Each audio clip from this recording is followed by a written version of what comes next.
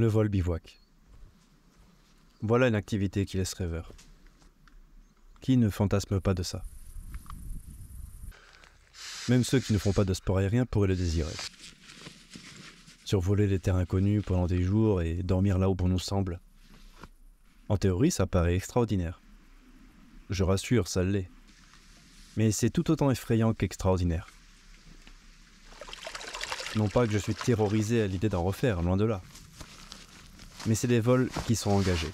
Il est nécessaire d'avoir un bon créneau météorologique et une bonne condition de soi pour garantir la réussite du projet.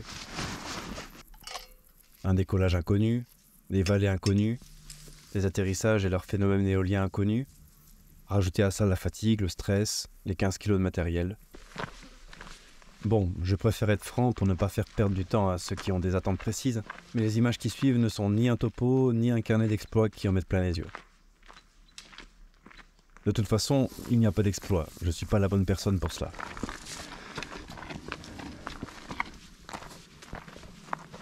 C'est là que la pression commence à arriver à son maximal, ou son maximum, je sais pas comment on dit. On va gonfler tout ça. Je cite le moins de noms possible pour laisser libre recours à l'imagination. Bon, mon chauvisme dira juste que c'est dans les Hautes-Alpes. Je vais pas le cacher, c'est plus fort que moi.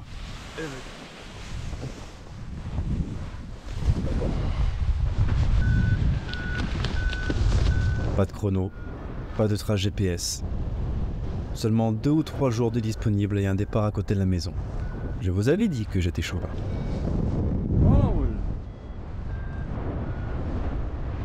De toute façon, peu importe la distance parcourue et l'engagement, la base du vol bivouac reste sensiblement la même. Chacun met son curseur où il le souhaite. Ma volonté est juste d'apporter les images les plus sympathiques à regarder et faire ressentir l'ambiance que d'être avec son matériel de bivouac, soit dans sa sellette, soit avec ses chaussures de marche. Un souvenir en fait, tout simplement. Bon, ben on est sorti de ce point bas de ces défunts. Enfin, on peut monter au-dessus de 2007. Avec mon binôme, on s'est mis d'accord. On reste ensemble, coûte que coûte. Sur ces mots, il semblait pas rassuré que son sac de couchage est jumelable avec le mien. C'est surtout pour ne pas se retrouver chacun dans une vallée différente pour le bivouac. Parmi les bonnes nouvelles du jour, les plafonds, là où le phénomène de convection s'arrête, sont prévus aux alentours des 5000 mètres d'altitude, sans aucun vent météo. C'est déjà un souci en moins. On devrait pouvoir survoler le décollage sans trop de mal. Pareil, ça c'est la théorie. Un départ un peu tôt me laissera 1 heure sous le décollage à enrouler des pets de marmotte. L'idée de voler est chouette. Mais je mets un accent également sur l'idée de pouvoir décoller et atterrir où l'on veut, à des endroits différents. C'est ça qui me plaît dans le vol bivouac. 3008. La distance parcourue m'est secondaire, voire tertiaire. On continue le cheminement.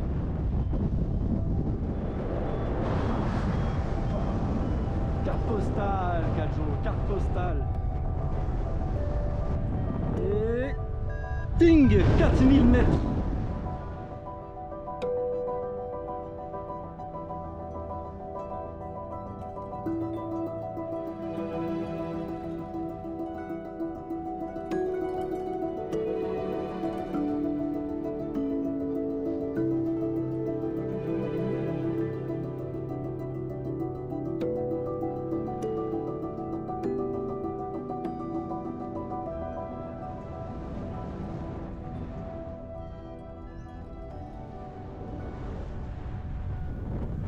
Tout comme la natation, lorsque l'odeur de chlore ne te lâche pas, en vol bivouac, c'est le parfum de la toile qui m'embaume. Tantôt la voile dépliée ou à replier, tantôt la tente à monter, à dormir dedans, puis à ranger. Un parfum connu qui doit avoir un côté rassurant, je pense, car je l'apprécie dès que je le respire.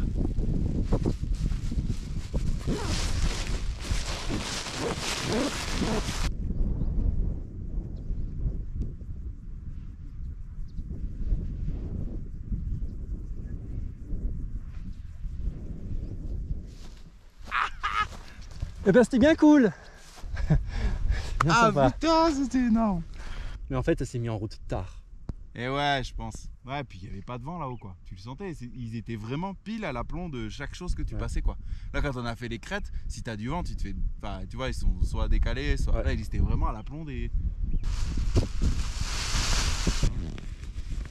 Là, je suis en train de ranger pour rien.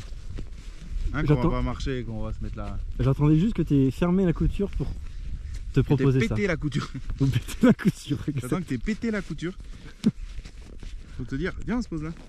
Après, en fouillant ma trousse de secours, peut-être que j'ai une petite... Petite bite. Ouais.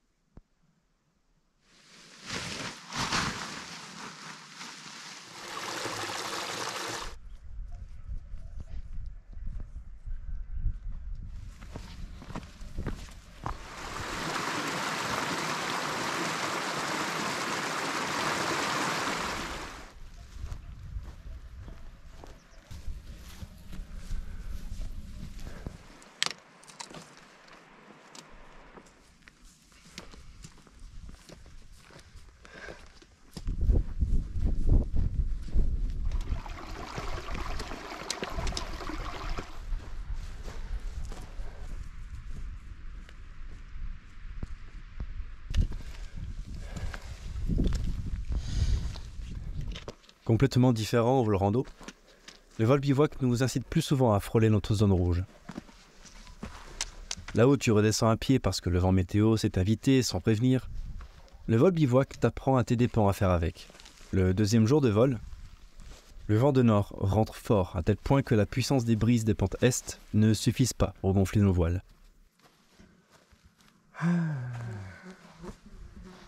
Voilà notre target, quoi.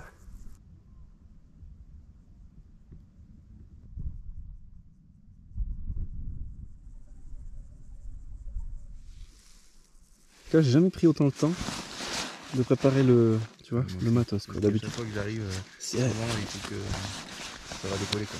Moi, ça se passe comme ça. On a donc le choix entre un décollage falaise avec du vent de travers ou une belle pente herbeuse avec un vent de dos et nos sellettes chargées à 12 kg. La pression est à son maximal.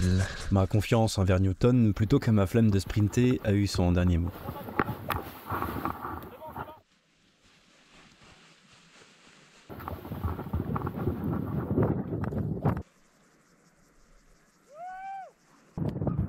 Une fois décollé, on a vite compris que si on voulait sortir de ce trou par les airs, un long combat avec ce vent météo et les sommets de cette vallée encaissée allait commencer.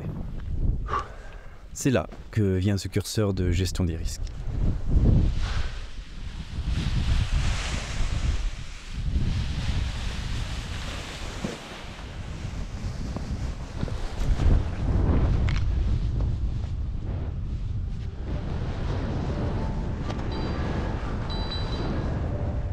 Voilà.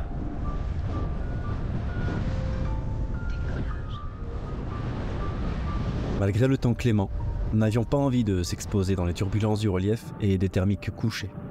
Nous sommes donc restés dans ce long couloir nord-sud pour profiter au maximum du tapis roulant, afin de s'économiser les genoux lors du chemin de retour.